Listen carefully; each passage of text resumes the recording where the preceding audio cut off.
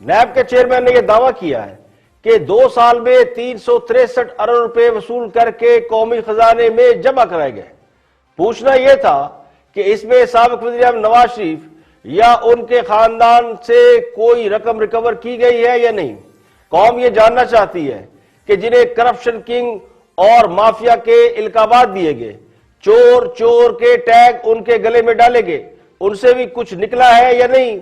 हाँ साहब ने नवाज शरीफ पर बराह रास्त 300 अरब रुपए चोरी करने का इल्जाम लगाया था और बहुत से सियासी मुखालिफिन को करप्शन के नाम पर कार्रवाइयों का निशाना बनाया जा रहा है। पिछले 2 साल में हमने मुल्क को करप्शन से पाक करने के हवाले से या करप्शन से पाक करने के नाम का जो बीड़ा उठाया हुआ है, उसमें अब चेयरमैन नैब ने 363 अरब रुपए की रिकवरी तो डाल दी है।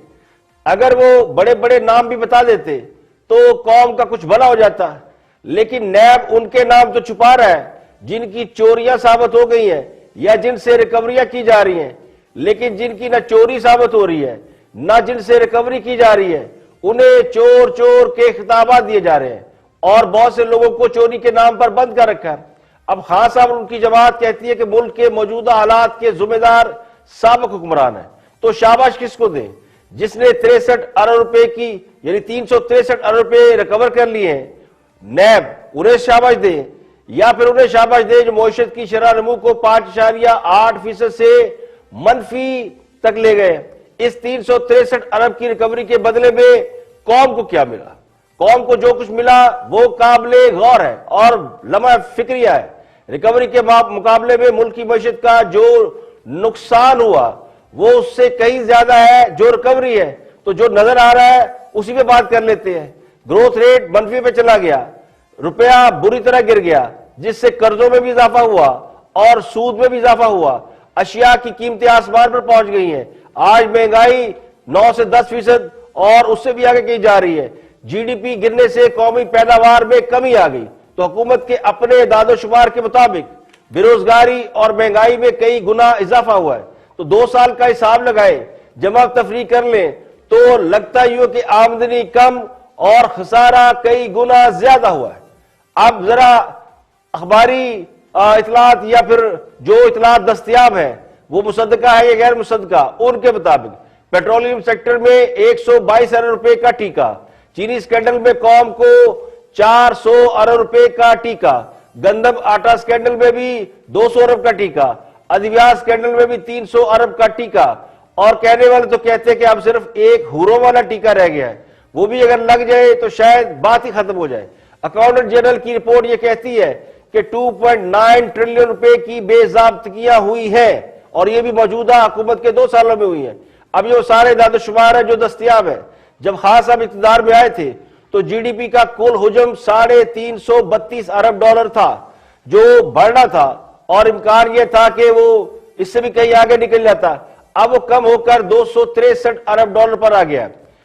दादोशुमार में थोड़ा बहुत फर्क हो सकता है, लेकिन अराउंड इंडस्ट्रियल सेक्टर एरिया में 5% कमी हुई है और ज़रूरी सेक्टर में 10% कमी हुई है। ये दस्तयाब है। अब चोरों लुटेरों से करप्शन के नाम पर जो रिकवरियां हुई है उनका हिसाब लगाए तो 363 अरब बकौल चेयरमैन नैब के, ये फिगर तो ऑन रिकॉर्ड है। और दूसरी तरफ देखें कि हमें उसके बदले मिला क्या? हमें उसके बदले मिले कर्जे, और कर्जों में जो 2018 में 29,879 अरब रुपए थे वो बढ़कर 2019 में और 2020 में 42 और 2020 में ये तकरीबन 44,000 तक पहुंच गए। तो कर्जों में तकरीबन 12 से 13,000 अरब का इजाफा हुआ है। तो कुल मिलाकर देखा जाए तो खान साहब कौम को कई 100 अरब डॉलर में पड़े हैं। तो जमा तफरी करने वाले खुद ही जमा तफरी कर लें, प्लस माइनस के बाद अगर मोटा मोटा फिगर निकाला जाए तो वो ये निकलता है कि तकरीबन 13-14 हजार अरब रुपए के कर्जे, 2,500 अरब की बैकादगियां और जीडीपी में तकरीबन 50 अरब डॉलर की रिडक्शन। उसके मुकाबले में 363 अरब रुपए की रिकवरी आटे में नमक बराबर है। और इसीलिए शायद बहुत से लोग बार बार ये कह रहे हैं कि ये कंपनी नहीं चल सकती। छोटे मोटे 2-4 उठाई गिरे पकड़कर उनसे रिकवरी कराकर डींगे मारना, ये कहां की अक्लमंदी है? या तो बड़े बड़े चोर पकड़े होते और रिकवरी कराई गई होती तो समझ में आता कि इतना बड़ा रिस्क क्यों लिया गया। अच्छा भला चलता हुआ मुल्क आज इस हालत में है कि हर चीज ही डिक्लाइन की जानिब है।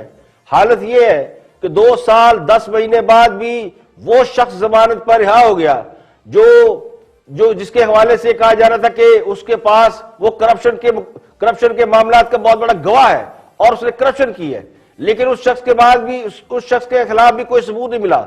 मैं आहद चीमा की बात कर रहा हूं, पंजाब का एक बड़ा ही जबरदस्त सरकारी अफसर आहद चीमा, उसको इसलिए पकड़ा गया था कि शहबाज शरीफ या शरीफ खानदान के खिलाफ वो वादा माफ गवाह बन सके और शरीफ खानदान की करप्शन एक्सपोज कर सके। तो सरकारी अफसर आहद चीमा को पकड़कर ब्यूरोक्रेसी को भी खौफजदा किया गया और वो कहते हैं ना, सवाए खौफजदा करने और डराने के कुछ नहीं किया गया। खाया पिया कुछ नहीं, गिलास तोड़ा 12 आने, ब्यूरोक्रेसी भी नाराज हुई और हाथ भी कुछ नहीं आया। तो ये तो एक मिसाल है, दर्जनों ऐसी मिसालें मौजूद है। पेट्रोलियम सेक्टर में भी कल ही की बात है कि 122 अरब रुपए के नुकसान की बात हो रही है। आज हुकूमत के लोग आके बैठ गए, जी नहीं हमने तो ये नुकसान हमारे फैसलों की वजह से नहीं हुआ। ये 122 अरब रुपए का नुकसान सिर्फ फैसलों से हुआ है, यानी बर वक्त फैसले ले ली जाते, एलएनजी की खरीदारी के हवाले से तो नुकसान ना होता। लेकिन आज वजीर पेट्रोलियम और ये वो बताते हैं जी बशीर पेट्रोलियम के ये नुकसान इसलिए हुआ कि हमारे पास एलएनजी की खरीदारी के लिए लोग मौजूद नहीं। तो यही तो हम कह रहे हैं कि इकोनॉमी डाउन हो गई और जहां एलएनजी इस्तेमाल होनी थी मुल्की ग्रोथ में, पैदावार में, वहां एलएनजी की खपत ही नहीं है, तो नुकसान तो हो रहा है। चाहे अगर आप बर वक्त एलएनजी खरीदते और 122 अरब बचा लेते या ताखीर करने से 122 अरब का नुकसान कर ले, मगर जो कुछ भी हो रहा है वो उससे कहीं ज्यादा है जितनी हमारी आमदनी है। तो आमदनी कम, नुकसान ज्यादा है। वो कहते हैं ना तजर्बाकार को चलता चलाता कारोबार भी दे दे तो उसे तबाह करके चलता बनेगा। आम तासर तो ये है कि नैब हुकूमत के जेर असर है और यह भी कहा जाता है कि इदारे भी हुकूमत के साथ है, फिर भी 2 साल में करप्शन का एक भी बड़ा केस साबित नहीं कर सके। यानी पूरी हुकूमती मशीनरी एक तरफ है और चंद छोटे मोटे माफिया, डॉन, किंग, चोर, करप्ट 10% 15% वो एक तरफ है, लेकिन एक भी बड़ा करप्शन का केस साबित नहीं कर सके। तो करप्शन की गर्दान है कि अब भी चली जा रही है। और कहने वाले तो कहते हैं या तो वो करप्ट नहीं जिन पर इल्जाम लगाए जा रहे हैं, या फिर उन्हें करप्ट कहने वाले ही इंतहाई नालायक लोग हैं जो मईशत का रोज बरोज इस बुरी तरह नुकसान किए जा रहे हैं। अब पंजाब के इंतहाई काबिल एहतराम एक अफसर आहद चीमा को, जिसने पंजाब में खासकर लाहौर में डेवलपमेंट के बड़े काम किए, उसको आधा से ज्यादा लाहौर जानता है। उसे 2 साल 10 महीने सिर्फ इसलिए कैद में रखा गया कि वो शहबाज शरीफ के खिलाफ वादा माफ गवाह बनेगा और वो शहबाज शरीफ के लिए माल जमा करता था। तो उसके जो 2.5-3 साल जाया किए गए उसका हिसाब कौन देगा? तो आहद चीमा को तो सिर्फ इसलिए पकड़ा गया था कि शायद लोगों को ज़ाहिर है, वह बात खुल के सामने आ गई है कि शरीफ खानदान के खिलाफ क्या चीज तलाश करने की कोशिश की गई, लेकिन मिला कुछ नहीं। तो कहते हैं ना कि अब मैं तो नहीं कहता, लेकिन बहुत से लोग कहते हैं कि कोई शर्म होती है, कोई हया होती है। यानी ना कोई केस चला, ना अदालत ने कोई सजा सुनाई, और एक शख्स 2.5 साल कैद तन्हाई में रह के बाद सुप्रीम कोर्ट के पास गया तो उसे रिहाई मिली।